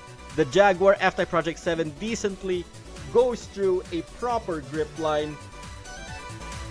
And double checking here in the rankings, Kiaru is far back in the 911, slowly gaining ground, overtakes the Project 7 and the NSXR, followed by Hutaus on the Reventon. Reventon gets overtaken, the Lamborghini Murciélago and the CCX get overtaken. Again, it is down to Mafio Asahina and Kiaru for top 1 and top 2. Kiaru maximizing that knowledge of going through the shortcuts even despite the speed penalties, but unfortunately overskids into the last corner before the long straight and goes down to 4th place. Player 715 having a bit of some trouble here. 83 Thermal is good as balanced. Hutao is gaining on the slipstream of Kiaru with the Reventon passive. Orpheus 5 in the Murciélago overshoots, understeers, and hits the outer wall, dropping down to 5th place. Northflight is doing so good at the CCX and overtakes the Murciélago, now gaining the lead with 280 kilometers per hour on his speedometer. Mafio Asahina, calm and steady in 2nd place. Hutao is already into the corner but gets overtaken by Kiaru, but Kiaru undershoots the exit. Hutao recovers with the Reventon's blistering acceleration. Sorry, reconnection issues. Somebody seems to be having some lag. It's also affecting the live. Player 715 is now currently still in last place with 3 seconds of a gap behind Orpheus 5. We got a chat message. I am Mr. Reuse, an all-animal racer. Is it free to join? Yes, you may join if you have a Racing Master SCA account. Thank you for clarifying, Trustin. Player 715 having a bit of some trouble, but so is Orpheus 5 as well. If he could get close, they can capitalize and get out of last place. 83 Thermal having a decent run in the Project 7, the weakest performing car of the bunch. However, we have proven that it is a decent grip vehicle, just despite the understeer. Having a bit of some wall troubles there, gets overtaken, drops to last place. Player 715 in Orpheus 5 overtakes. Hutao is trying their best to keep balance throughout the 2nd section.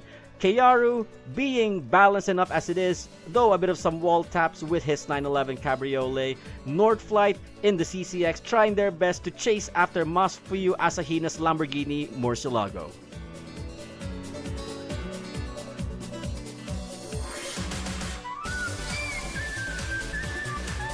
Alright, for those who are joining in, welcome aboard the Racing Master Nurburgring Nordschleife Masterclass. We are on Lesson 5 on Day 5 of our Masterclass live streams where we tackle grip racing. We also had some community battles that actually occurred on the previous live streams. First live stream was a sports class only competition. Our champion there is RFF Super Leo. In extreme class, our champion was Endir Ismi and the CLK Strassenversen. And in standard class, our champion was Yuigao. Unfortunately, due to internet connection issues, it had to be superseded by Silence Kiaru and Uehara Aichan to compete in the Hall of Fame Masters Nurburgring tournament that happened on stream number 4. Now it's a neck-to-neck battle between Mafio Asahina and Northflight as they both enter into the carousel. Meanwhile, Kiaru just arrived into the carousel and having some disconnection issues once again. But right behind Kiaru is Hutao in the Lamborghini Reventon, chasing after the top speed, but with thanks to that passive. They both break into the carousel and Hutao does the carousel perfectly with the Lamborghini Reventon despite its heavyweight body and all-wheel drive understeer. Manages to perfectly clear the carousel, building gap against Silence Kiaru. But unfortunately, he seems to have some trouble issues and overshoots before the uphill section, giving way for Kiaru to 4th place. Down to 4th place. 83 Thermal joins in and has just arrived on the uphill section. Meanwhile, player 6715 still having some trouble with that NSX, but just arrived on the uphill section. Orpheus 5 also just arrived with a bit of some oversteer happening there. Going up to the upper half of the race, Hutao is already in 4th. No sign of Kiaru anywhere despite that accident earlier. Kiaru slowly mastering grip driving in the 911 Cabriolet, slowly chasing after Northflight and Asahina Mafuyu with a clean but safe corner exit throughout that one section. Northflight in the CCX 2 seconds behind Mafuyu Asahina. The only place left for them to capitalize is if they can get close enough before the 2-kilometer long straight.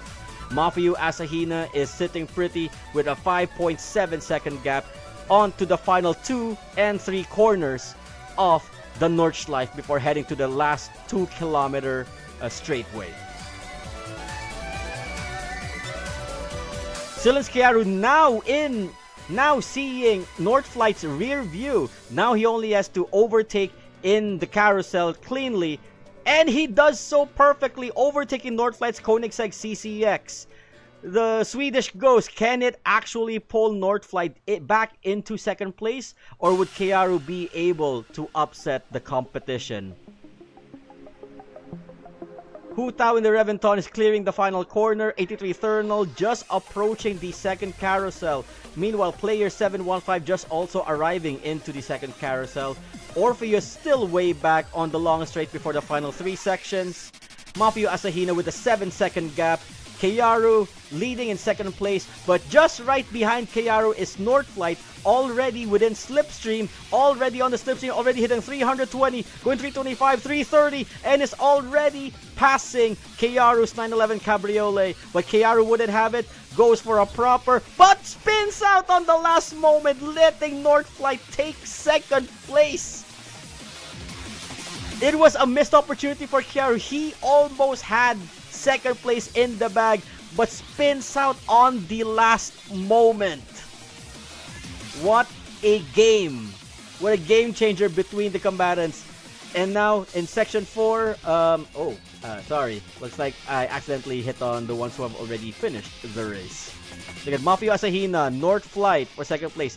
Kiaru in third, Hu Tao in the Reventon, clearing it on fourth with a 6-minute 50 lap time. 83 Thermal in the Jaguar F-Type Project 7 with a 7 minutes and 9. Not bad at all.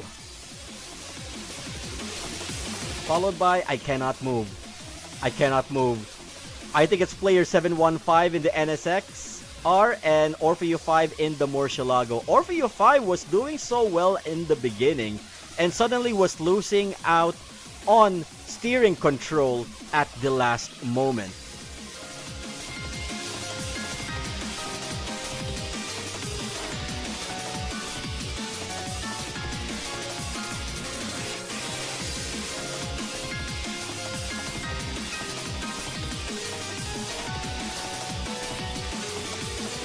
Wait, let me do one last bit of a share thing here before we set it up for Extreme Class.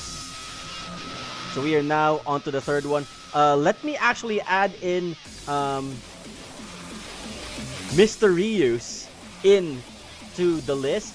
So these participants, 2, 3, 4, 5, 6, 7, we got a perfect 8 grid. These 8 people do not need to submit a video entry to join in on the raffle for 2 players to earn 500 diamonds each after this live stream. Yes, Vix1311, although it can grip, the F-Type is unfortunately pretty heavy to grip. And to those who are already in the lobby right now, I highly recommend, if you're going to be going for a car that initially had electronics set to 3 or electronics set to 2, try moving electronics to 1 so that most of you will not be, spinning out or oversteering post corner. But now everyone is ready. Let us go now into our extreme race to see which one of them has learned all the tricks of the trade from the past 5 live streams. Mafuyu Asahina clearly showing that they took notes throughout all live streams. But we can also see that Kiaru is already a master of grip driving on the go, but also had proper track knowledge of the shortcuts in the North Loop. Everybody else was doing so fine. Hu Tao was one of the great grip drivers prior to Kiaru's arrival. So let's now participate in the North Loop. And actually, Whoever wins in this last one, I have a special race.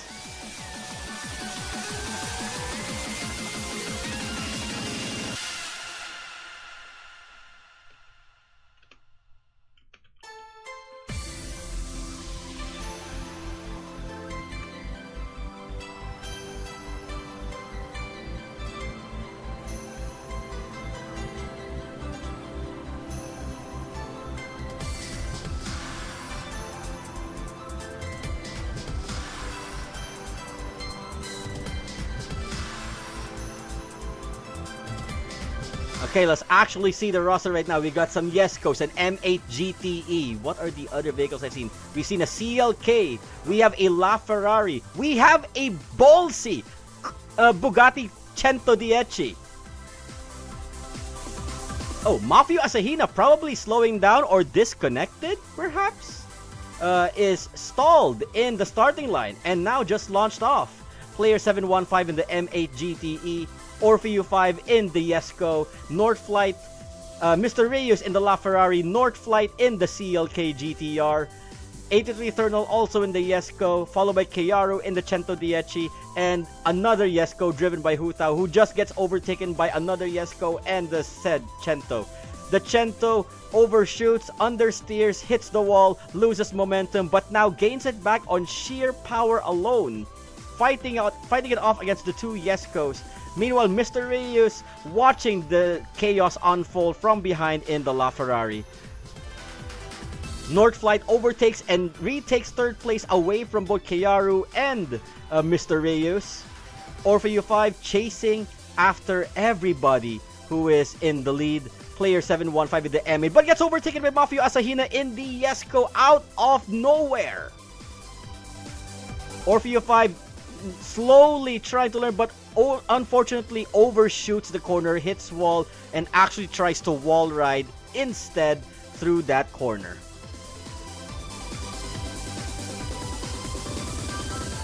So double checking in, Keyaru controlling the heavy boy 110 against all odds against the likes of the Ferrari LaFerrari as they go through and start off on the second section, fighting it off one-on-one against Mr. Reyes. Northflight in the CLK slowly chasing after those two Koenigsegg Jeskos, the original god of handling of, how can I say this, the strongest god at present, grip god at present, the Jesko, versus the strongest grip god in history, the CLK, fighting it out on podium. Northflight now chasing after 83 Thermal. Hutao currently in the lead in the Jesko and clears it magnanimously through the low speed section. 83 Thermal with a bit of a wall tap. Northflight chasing in within slipstream distance. Mr. Reyes overshoots the corners there, nearly loses control. Keyaru chasing after Mr. Reyes, overtakes Mr. Reyes. Orpheu 5 seeing Mr. Reyes and Keyaru in his sights in the Jesko. Mafio Asahina already with a 1 second gap between Orpheus, Mr. Reyes, and Keyaru chasing the mid-pack as player 8715, 4 seconds behind Mafio Asahina, also just cleared the bridge. Hutao already at 280 kilometers per hour down the long straight of the second section. Northflight just right behind with 83 Thermal, duking it out, grabbing each other's slipstreams, exchanging positions front and back one after another just to recover that 5-second lead. Keyaru on the other hand has lost all momentum and drops down to a 7-second gap against Northflight and 83 Thermal, but is also making sure that he puts Mr. Reyes at bay and putting his LaFerrari out. Mafio Asahina suddenly jumping out of nowhere, surprising Mr. Reyes' LaFerrari, hits the outer wall, but still manages to hold off on the lead as they make their way into the carousel. Mr. Reyes being careful, but unfortunately hits wall. Mafio Asahina clears it properly, chasing after Keyaru's 110, the gap slowly decreasing from the current distance from what we are seeing here. But apparently, 6 seconds of a gap. Hu Tao is slowly building gap in Section 3, where the CLK was meant to dominate. Will the CLK be able to negate that 6-second gap? Or would Hu Tao be able to secure first place? So that they'll be able to participate in one final special race that I have planned right after this. Meanwhile, Orpheus 5, a bit of some wall taps right there, but is standing strong despite the 23-second gap from first place. 3 seconds behind Mr. Reyes. Mr. Reyes already lost the Cento Dieci from their sights. Keyaru now also losing 83 Thermal from their sights. 83 Thermal and Mapio Asahina are duking it out for third place. Meanwhile, with a 2-second gap behind Northflight, there may be one last year, and looks like he can actually see Northflight right now. Will this be a last place to second place comeback coming out from Mafio Asahina in the Koenigsegg Jesko? Northflight now is already securing second place. If he can clear this last corner cleanly, he can keep second place at bay. Hu Tao is already flying down the 2-kilometer straight on the Koenigsegg Jesko. Northflight already in, but unfortunately for him, Mafio Asahina is nearby and close, but Mafio Asahina does not seem to be attacking on the slipstream. Oh, wait. Scratch that. He's already on the slipstream, already hitting 370. Can we possibly see a 380 coming out of the Jesko? But despite the Jesko's attempts, Northflight still manages to hold on to their position. Brakes too hard. Mafio Asahina passes and gets second place down from last place. Clears it. Standing second place right behind Hu Tao, who rode first place from start to finish. Hu Tao in first place, Mafio Asahina in second, Northflight in the CLK in third, 83 Thermal in the Jesko attack on fourth. Keyaru with a 6 minutes 9 surprising everybody that a Bugatti Cento Dieci can actually grip. Followed by probably Mr. Reyes on the bottom field. Wait, can I actually change cameras? I don't think I could anymore. Mr. Reyes would be on the field there on 6th place. 7th place would be Orpheus 5 in the Jesko. In 8th place is player 715 in the BMW M8 GTE. So an amazing race from everybody. Hu Tao, I'd like you to please stay on the grid. Everybody else, if you still want to watch this one final race before we officially end the stream, please join in on Spectate. The surprise race is that the winner of this extreme match gets to face off against the Green Hell Conqueror himself, RFF Super Leo. So Mr. Reyes, player 715, Keyaru, Orpheus 5, Mafio Asahina, and 83 Thermal, please join me here onto the Spectate so that you can watch the race live. Mafio Asahina, please do so. Mr. Reyes, please join us here onto the Spectate. It would be a one-on-one match between Hu Tao and RFF Super Leo. 1 lap around the North Loop. RFF Super Leo, the chat box is open. Please name your terms on this race. If you want me to re-enable handbrake, go on ahead. If you want me to lock you two into a specific car class, go on ahead. So please let us know right now. Standard class, ECU 0, 2525, handbrake still off, copy. Let me set it right now.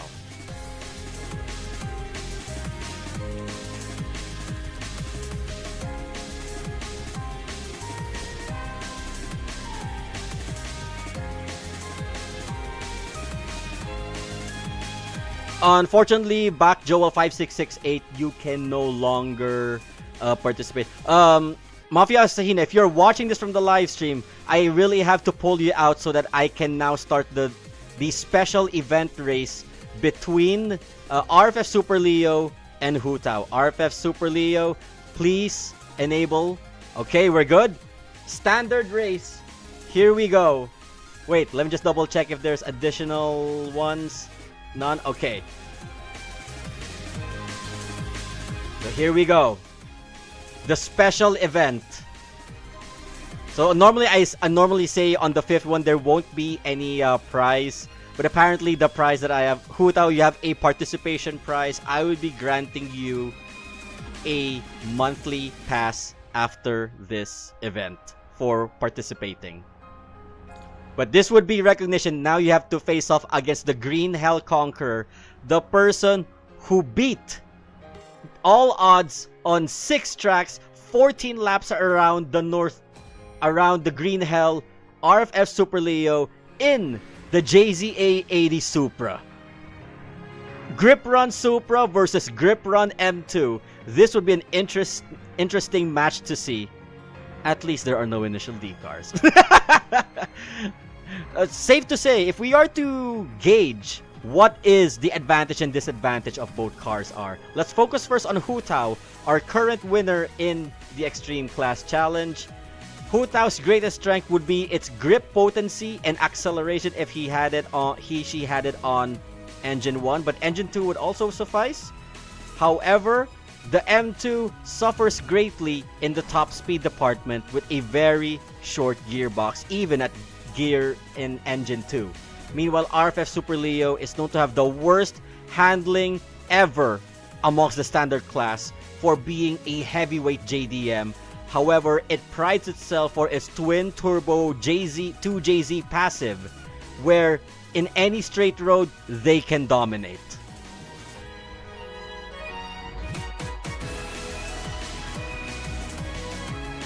So it is neck to neck between Hu Tao and RFF Super Leo. RFF Super Leo really bidding his time. We know this strategy. As long as he stays close enough to Hu Tao, he can unleash the twin turbos at the final straight. Now, Hu Tao's problem is that they need to stay as close as possible if they're behind and build as much gap as they can from the Supra in order to secure their lead as they enter into the 2-kilometer long straight.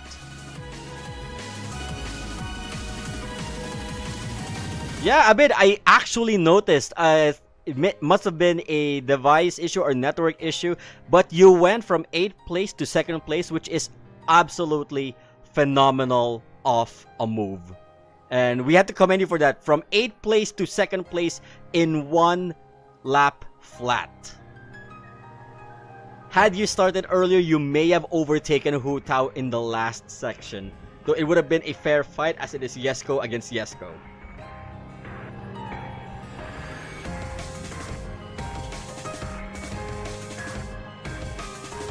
But now we can see there was a change in position between RFF Super Leo and Hu Tao. Hu Tao now in the lead. RFF Super Leo slowly bidding the grip. Either he's maximizing the grip or he was just following the racing line and speed of Hu Tao's M2.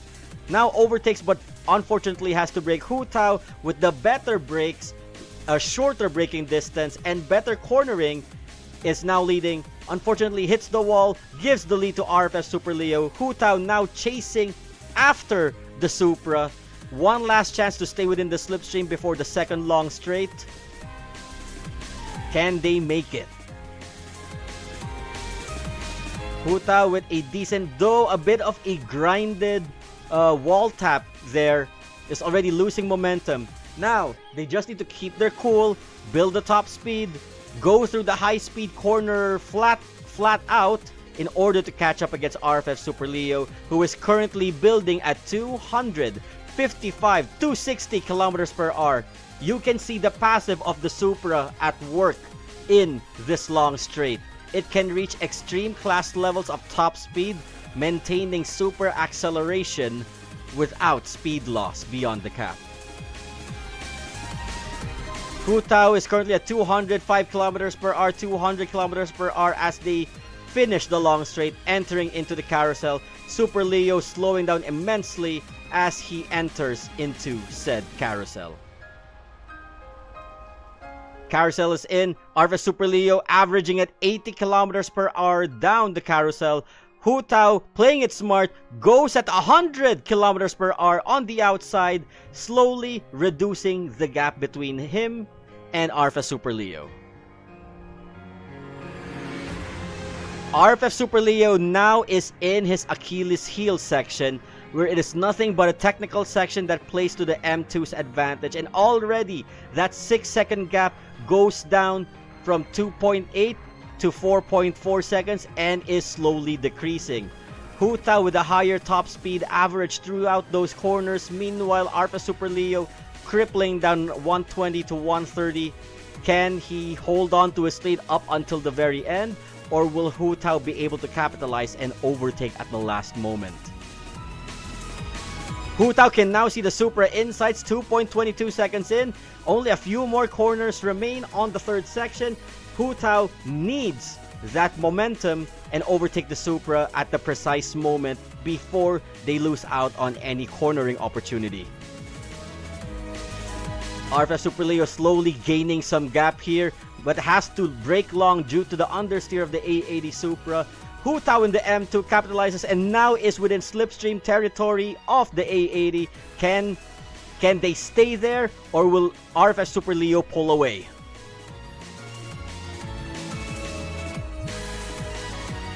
Okay, slowly Super Leo is building gap, but unfortunately has to brake long and wide.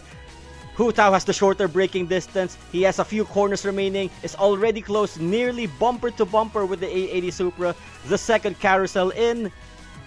RFF Super Leo understeers so much and overtaken by Hu Tao's M2. Hu Tao recovers the lead. Now just needs to build a long, big gap in the last corner before RFF Super Leo's twin turbos kick in.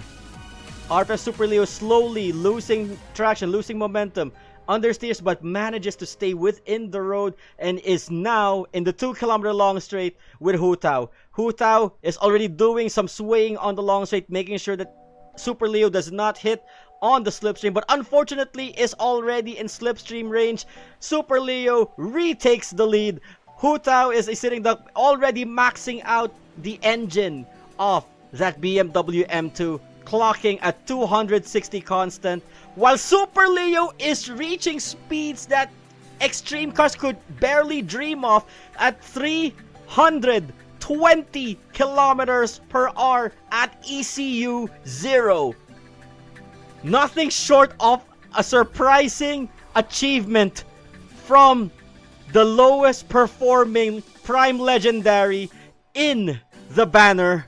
The A80 Supra dominates by simply going flat out in the long straight.